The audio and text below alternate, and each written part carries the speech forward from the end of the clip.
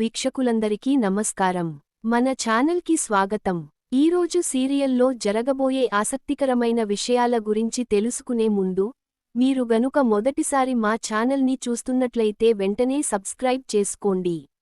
అలాగే ఈ వీడియోను లైక్ చేసి, పక్కనే ఉన్న గంట సింబల్ క్లిక్ చేయడం ద్వారా మా ప్రతి అప్డేట్ని వెంటనే పొందవచ్చు. కోర్టులో జడ్జి గారు విడాకులకు ఒప్పుకోకపోవడంతో చక్రి ఇంట్లో పండగ వాతావరణం నెలకొంది. ఎలాగైనా మహాలక్ష్మి మనసు మార్చి విడాకుల ఆలోచనను పూర్తిగా దూరం చేయాలని చక్రి ఒక ప్లాన్ వేస్తాడు. మరోవైపు ఇంట్లో పెద్దికి అర్జెంట్ పని ఉండటంతో కన్నాతో మాట్లాడుతూ, ఒకవేళ వాళ్లు వస్తే ఏం జరిగిందో తెలుసుకొని నాకు ఫోన్ చేయి అని చెప్పి అక్కడి నుంచి వెళ్ళిపోతాడు. కన్నా ఆతృతగా ఎదురుచూస్తుండగా మహాలక్ష్మి ఒంటరిగా ఆటో దిగి లోపలికి వస్తుంది. అన్నయ్య ఎక్కడ వదినా అని కన్నా అడగ్గా, ఆయనకు ఏదో ముఖ్యమైన పని ఉండి బయటకు వెళ్లారని, తనను ఆటోలో వెళ్ళిపొమ్మని చెప్పారని అంటుంది. కోర్టులో ఏమైందని అడిగితే, జడ్జి గారు ప్రస్తుతానికి విడాకులు ఇవ్వలేమని, కొన్ని రోజులు కలిసి ఉండి ఆ తర్వాత కూడా సెట్ కాకపోతే మళ్లీ కౌన్సిలింగ్కి రమ్మని చెప్పినట్లు వివరిస్తుంది. ఈ మాట వినగానే కన్నా మనసులోనే ఎంతగానో సంతోషిస్తాడు. వదిన ఇంట్లోనే ఉంటుంది కదా అని మురిసిపోతుంటే, మహాలక్ష్మి అది గమనించి నువ్వు నేను వెళ్ళిపోతానని బాధపడుతున్నావా అని అడుగుతుంది. మీరంటే మాకు ఎంతో ఇష్టం వదినా అని కన్నా అనడంతో, ఒకవేళ మీ అన్నయ్యతో విడాకులు అయినా సరే నేను మీ ఇంట్లోనే ఒక అక్కగానో చెల్లిగానో ఉంటాను కానీ మిమ్మల్ని వదిలి వెళ్ళను అని చెప్తుంది.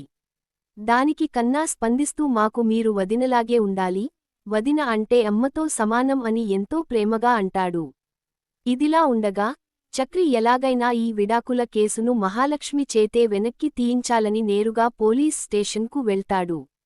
కానిస్టేబుల్ని బ్రతిమాలుతూ, సార్ ఎలాగైనా మా ఆవిడకు ఫోన్ చేసి కొంచెం గట్టిగా క్లాస్ పీకండి, తను విడాకుల ఆలోచన విరమించుకునేలా భయపెట్టండి అని అడుగుతాడు. కానిస్టేబుల్ మొదట కాస్త నవ్వుకున్నా, చక్రి బాధను చూసి చివరకు ఒప్పుకుంటాడు. చక్రి అక్కడే నిలబడి ఇప్పుడే ఫోన్ చేయమని బలవంతం చేయడంతో, కానిస్టేబుల్ మహాలక్ష్మికి ఫోన్ చేస్తాడు. ఏమ్మా మహాలక్ష్మి, పెళ్లైన వెంటనే ఇలా విడాకుల కోసం కోర్టు చుట్టూ తిరగడం ఏంటి, పరువు పోతుందనే ఆలోచన లేదా అని గద్దిస్తాడు. ఈ విషయానికి మీకెలా తెలిసిందని ఆమె అడగ్గా, స్టేషన్లో మీ తండ్రి గొడవ చేసినా మేము అండగా నిలబడి పెళ్లి చేశామని, ఇప్పుడు మీరిలా కోర్టులకు వెళ్తే మా పోలీస్ శాఖ పరువు ఏం కావాలని అడుగుతాడు. దాంతో విసిగిపోయిన మహాలక్ష్మి, సరేలెండి సార్ ఇకపై మిమ్మల్ని ఇబ్బంది పెట్టను అని చెప్పి ఫోన్ పెట్టేస్తుంది. కానిస్టేబుల్ ఫోన్ చేయడంతో చక్రి చాలా సంతోషపడతాడు. కాని మహాలక్ష్మికి మాత్రం ఒక పెద్ద అనుమానం మొదలవుతుంది. అసలు ప్రతి విషయానికి ఈ కానిస్టేబుల్కి ఎలా తెలుస్తోంది? ఆధార్ కార్డు లేకుండా మా పెళ్లి అసలు ఎలా జరిగింది? దీని వెనుక ఉన్న అసలు రహస్యం ఏంటో తెలుసుకోవాలని గట్టిగా సున్నచుకుంటుంది. ఇంతలోనే మహాలక్ష్మి పుట్టినరోజు రావడంతో, ఆమె పడుకున్న తర్వాత చక్రి కేక్ తీసుకొస్తాడు. ఇంట్లో వాళ్లంతా కలిసి డెకరేషన్ చేస్తుంటే, చక్రి ఆమె గది తలుపు తడతాడు. మళ్లీ తాగి వచ్చి గొడవ చేస్తున్నాడేమో అనుకుని మహాలక్ష్మి చేతిలో కుండ పట్టుకుని కోపంగా తలుపు తీస్తుంది. కాని చక్రి మోకాళ్లపై కూర్చుని బొకే ఇచ్చి హ్యాపీ బర్త్డే చెప్పేసరికి ఆమె ఒక్కసారిగా ఆశ్చర్యపోతుంది. రాత్రి 12 గంటలకు కేక్ కట్ చేయడం తన జీవితంలో ఇదే మొదటిసారి అని ఎంతో ఆనందంగా చెప్తూ అందరికీ కేక్ తినిపిస్తుంది. మరుసటి రోజు ఉదయం చక్రి ఆమెకు ఒక అందమైన చీరను బహుమతిగా ఇస్తాడు. అది ఆమెకు ఎంతో ఇష్టమైన రంగు కావడంతో వెంటనే లోపలికి వెళ్లి కట్టుకుని వస్తుంది. ఆ చీరలో మహాలక్ష్మిని చూసి చక్రి కళ్ళు తిప్పుకోలేకపోతాడు. ఇద్దరూ కలిసి గుడికి వెళ్లి దండం పెట్టుకున్నాక, మహాలక్ష్మి ఆఫీస్కి బయలుదేరుతుంది.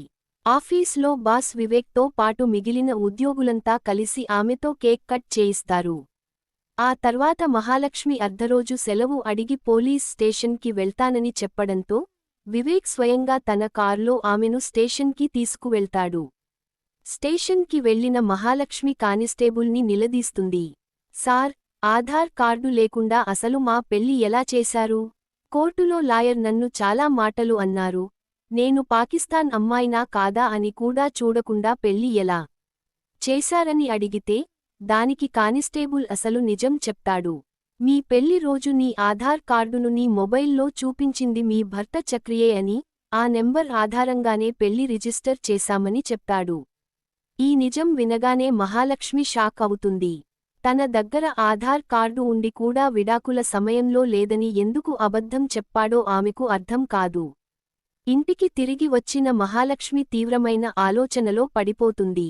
సరిగ్గా అదే సమయంలో చక్రి ఇంటికి రావడం చూసి ఒకసారి మాట్లాడాలని పిలిచి అతనిని స్కూటీపై బయటకు తీసుకువెళ్తుంది. మరి ఆ తర్వాత చక్రిని మహాలక్ష్మి ఏమని ప్రశ్నించింది? అసలు నిజం తెలిసాక ఆమె ఎలాంటి నిర్ణయం తీసుకుంటుంది అనే ఆసక్తికరమైన విషయాలు ముందు ముందు మనకు తెలియనున్నాయి. ఈ వీడియో మీకు నచ్చినట్లయితే లైక్ చేయండి, షేర్ చేయండి మరియు తప్పకుండా సబ్స్క్రైబ్ చేసుకోండి. నోటిఫికేషన్ల కోసం పక్కనే ఉన్న గంట సింబల్ ప్రెస్ చేయడం మర్చిపోకండి. ఈ వీడియోను చివరి వరకు వీక్షించినందుకు ధన్యవాదాలు. సెలవు. అందరికీ నమస్కారం. మన ఛానల్కి స్వాగతం. ఈరోజు సీరియల్లో జరగబోయే ఆసక్తికరమైన విషయాల గురించి తెలుసుకునే ముందు మీరు గనుక మొదటిసారి మా ఛానల్ని చూస్తున్నట్లయితే వెంటనే సబ్స్క్రైబ్ చేసుకోండి. అలాగే ఈ వీడియోను లైక్ చేసి పక్కనే ఉన్న గంట సింబల్ క్లిక్ చేయడం ద్వారా మా ప్రతి అప్డేట్ని వెంటనే పొందవచ్చు. కోర్టులో జడ్జి గారు విడాకులకు ఒప్పుకోకపోవడంతో చక్రి ఇంట్లో పండగ వాతావరణం నెలకొంది. ఎలాగైనా మహాలక్ష్మి మనసు మార్చి విడాకుల ఆలోచనను పూర్తిగా దూరం చేయాలని చక్రి ఒక ప్లాన్ వేస్తాడు. మరోవైపు ఇంట్లో పెద్దికి అర్జెంట్ పని ఉండటంతో కన్నాతో మాట్లాడుతూ, ఒకవేళ వాళ్లు వస్తే ఏం జరిగిందో తెలుసుకొని నాకు ఫోన్ చేయి అని చెప్పి అక్కడి నుంచి వెళ్ళిపోతాడు. కన్నా ఆతృతగా ఎదురుచూస్తుండగా మహాలక్ష్మి ఒంటరిగా ఆటో దిగి లోపలికి వస్తుంది. అన్నయ్య ఎక్కడ వదినా అని కన్నా అడగ్గా, ఆయనకు ఏదో ముఖ్యమైన పని ఉండి బయటకు వెళ్లారని, తనను ఆటోలో వెళ్ళిపొమ్మని చెప్పారని అంటుంది. కోర్టులో ఏమైందని అడిగితే, జడ్జి గారు ప్రస్తుతానికి విడాకులు ఇవ్వలేమని, కొన్ని రోజులు కలిసి ఉండి ఆ తర్వాత కూడా సెట్ కాకపోతే మళ్లీ కౌన్సిలింగ్కి రమ్మని చెప్పినట్లు వివరిస్తుంది. ఈ మాట వినగానే కన్నా మనసులోనే ఎంతగానో సంతోషిస్తాడు. వదిన ఇంట్లోనే ఉంటుంది కదా అని మురిసిపోతుంటే, మహాలక్ష్మి అది గమనించి నువ్వు నేను వెళ్ళిపోతానని బాధపడుతున్నావా అని అడుగుతుంది. మీరంటే మాకు ఎంతో ఇష్టం వదినా అని కన్నా అనడంతో, ఒకవేళ మీ అన్నయ్యతో విడాకులు అయినా సరే నేను మీ ఇంట్లోనే ఒక అక్కగానో చెల్లిగానో ఉంటాను కానీ మిమ్మల్ని వదిలి వెళ్ళను అని చెప్తుంది. దానికి కన్నా స్పందిస్తూ మాకు మీరు వదినలాగే ఉండాలి, వదిన అంటే అమ్మతో సమానం అని ఎంతో ప్రేమగా అంటాడు. ఇదిలా ఉండగా చక్రి ఎలాగైనా ఈ విడాకుల కేసును మహాలక్ష్మి చేతే వెనక్కి తీయించాలని నేరుగా పోలీస్ స్టేషన్కు వెళ్తాడు. కానిస్టేబుల్ని బ్రతిమాలుతూ, సార్ ఎలాగైనా మా ఆవిడకు ఫోన్ చేసి కొంచెం గట్టిగా క్లాస్ పీకండి, తను విడాకుల ఆలోచన విరమించుకునేలా భయపెట్టండి అని అడుగుతాడు.